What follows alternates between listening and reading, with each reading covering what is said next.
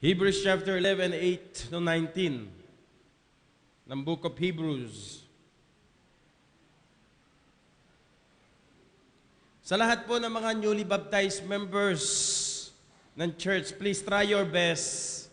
Kung kayo po ay newly baptized ng church, let me encourage you na umattend po ng class 101. Okay? Faithfully, sapagkat kailangan nyo po ito. So, sa lahat po ng mga newly baptized members ng church, I encourage you na umattend po kayo. Dumating po kayo rito ng 8:30. Sikapin po ninyo. Try your very best na be a part and attend yung ating pong lesson na 101, which is Discovering Church Membership. And I know, may mga members na hindi ho nila dinaanan yan. That's why I don't expect much na maging committed at maging faithful sa church na dapat niyang gawin sapagkat hindi siya naturuan ng class 101. So lahat po ng mga newly baptized po natin, please attend the 101.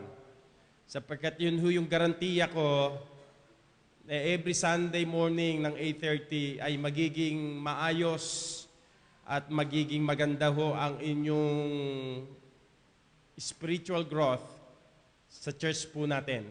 So, magsimula po kayo ng maayos at maganda para po na-establish na maayos yung foundation. Because if you will not attend and if you will not go o undergo ng lesson na yan, mahihirapan po kayong intindihin ang mga ginagawa natin sa loob ng simbahan. So, please try to do that. Ano ho? So, after po nito, meron tayong potluck and then after po ng lunch, then we will proceed immediately sa service kasi po may special event pa ho na gagawin ang mga mothers po natin, special preparation for the fathers. So, we'll try our best na makatapos ng maaga para ma-accomplish po natin yung gusto natin gawin. So, Hebrews chapter 11, verses 8 to 19, if you please, sa mga bisita po natin, you can look at the PowerPoint, yung mga Bible verses na babasahin po natin. But the members, try your best to look at your own Bible para po sa ating pag-aaral. Our theme for this morning is Honor Begins at Home. Honor starts at home. Sa loob ho ng tahanan. Bago ka maging maayos sa society, bago ka maging maayos sa paralan, bago ka maging maayos sa trabaho mo, kung ano ka sa loob ng tahanan, ay yun ka sa labas. Okay?